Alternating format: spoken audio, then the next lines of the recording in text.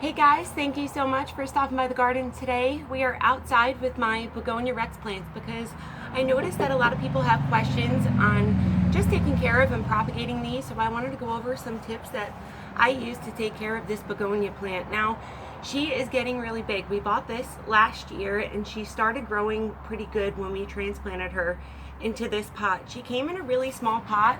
I'd say like this little guy in a plastic pot, and usually when you get them from the store and they come in such a small pot like that, they are root bound and it's a good idea to transplant them. So we repotted her into a really big pot here. You can see it's a lot bigger than this one was because she was really root bound, and I noticed she had a lot of heads on her.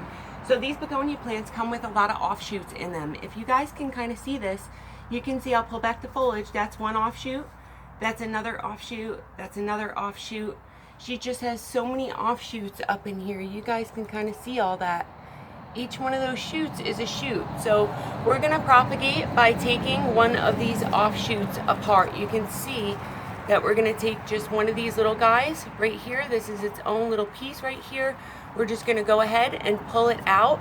Try to get as much roots as you can. You can see we have a little bit of a root system, so that is great. You wanna make sure you pick a piece that's at least 4 inches big, because it's going to allow it to grow a lot faster for you.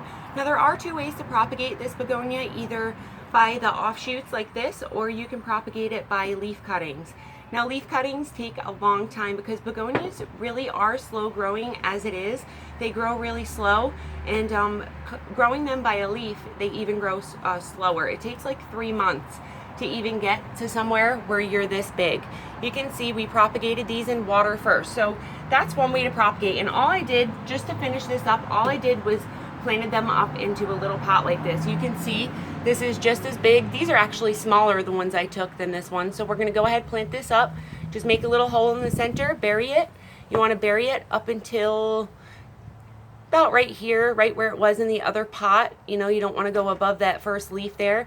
So right below that bottom leaf is good enough, and then just go ahead, plant it in, snuggle it in, and then give it a good water through, and keep that soil moist until you think it starts to grow roots. Like within the first 3 days of planting these, I like to keep them a little bit moist, not soaking wet, just a little moist. Just put a little water in there, let it seep down, and I like to keep it that way because then they reestablish themselves and grow a lot better. If I didn't water this and I'd let this dry out after I took a cutting like this, what would happen is the leaves would start dying. So all these would start turning really brown on the edges and the leaf tips will start dying. So we're gonna go ahead, plant that up when we're done with this video. And then these leaf cuttings, that's another way you can propagate these, and they're all gonna be the same care after. So we'll go through that really quick after we're done. But to take a leaf cutting, you just wanna pick a healthy leaf here. Now this is a little apparatus that I like to propagate in. Mike got it for me last year actually.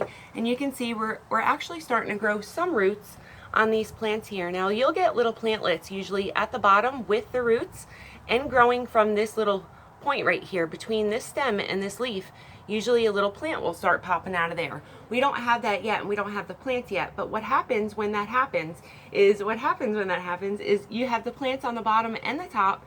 So you can't just go ahead and plant that in there because then you're going to bury those plants. So what I do is just take some sharp garden shears, which I don't really have right now, and I split this into half. Say this had babies on the bottom, this had babies on the top. I'll post a little picture down below, right there on the bottom of the screen, so you guys can see what I'm talking about with the little plantlets growing. I'll post that picture right there. Take a look, and that's how you want to break them off. And then once you break them off, you can go ahead, plant both ends in. Make sure the baby is sticking out kind of like you planted that other offset, and they'll start growing like this. These are about, like I said, 2 or 3 months old, and they both stay in indirect but bright light right now because they are such babies. Now if I was to put this cutting I took into, you know, the same sun it was, I took it off of this plant today. This plant has been growing in 4 to 6 hours of direct sun a day, and it gets the eastern facing exposure in my lanai here. It was getting a eastern facing exposure indoors before we moved, but now it's getting like an eastern facing exposure outdoors, which is a little bit less light, but it's still good enough for them. This grows really well in about 4 to 6 hours of direct sun. Anything more than that, I notice it starts to just burn the leaves and the new growth starts burning a little bit. So try to find a happy medium with the sunlight, and it doesn't like a lot of heat either, so try to avoid a lot of heat anything above 95 degrees. I know in Florida here, I kind of have to protect them and make sure they're very well watered, because these do not like to dry out all the way to the bottom and stay completely dry.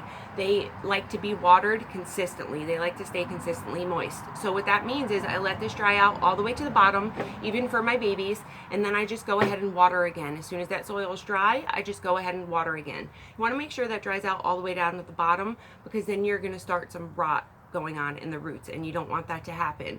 Keeping your soil consistently moist just means keeping it moist. It doesn't mean, soaking it down to the bottom, making it flush out and flushing your pots out, because it's just going to soak your pots way too much. And I know here in Florida, if I do that to my plants a lot, especially in the winter time, I tend to rot my plants out, because it does stay wet for too long. And with the cold weather, it does tend to rot a lot faster, being it is cold and moist out.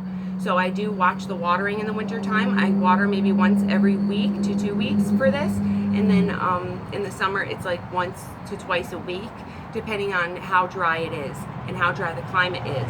If you live in a more humid environment like we do, it might take a little longer for your pots to dry out.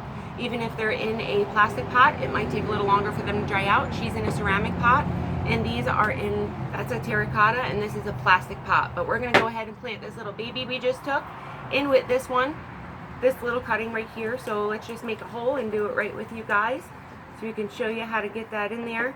And we're just gonna stabilize it, make sure we give it a nice little water, and then we're good to go. Now, since this we took off of this plant, and it's not a leaf cutting, I'm going to put this in the exact same sun it was in, because it's a big offshoot that we're taking. We're not cutting a leaf, we're not just cutting a leaf and planting it. We're taking a big offshoot. So this big offshoot can go back in that direct sun, as long as it's big enough and you think it's well enough on its way to where it's at least 4 inches big. And then you can go ahead, put it in the 4 hours of sun. For this little guy, any leaf cuttings, when you plant them up, just make sure you keep them moist. Water right away as soon as you plant them up. And then we're going to keep this soil moist. As soon as it dries out to the bottom, we're going to go ahead and water again, and make sure we don't let the soil stay dry on all these plants. And for these, we're just going to keep an indirect but bright light until they get about probably this size, I would say, this little guy right here. Once they get to that size, then I'll start acclimating them, increasing the sunlight to 2 hours each day. And by within a couple of days, those little guys will be in about 4 hours of sun, because you always want to acclimate slowly by increasing the sunlight 2 hours more each day. You'll be in 2 hours the first day, 4 hours the second day, 6 hours the third day, and then you'll be good to go. Thank you so much for watching, you guys. If you have any questions at all, please comment below. Let me know. I'm always here for you, and I'd love to help you in any way I can. As far as fertilizing, I just wanted to go over real quick. I do feed them with my Dynagrow Grow solution. It's a 795, and I use it on all my plants. I love this stuff. Dynagrow is just amazing for all my plants here. I don't have to really give them anything more besides putting things in the soil medium. So I like to add things in my soil medium, like earthworm castings, to this thing, because they really benefit from stuff in the soil. You always want to not only put chemical nutrients on your plants, but also, be concerned about what's in the soil, because this is what it's growing in, and that's going to tell how healthy your plant is going to stay. If you have bad soil, your plant's not going to be able to grow and thrive. If you have really good, rich soil and healthy soil, your plants are going to thrive. Thank you so much for watching, you guys. Just remember, comment below if you need any help at all. I'm always here for you. Thank you so much for stopping by, and I'll see you next time. Have a great day. Bye-bye.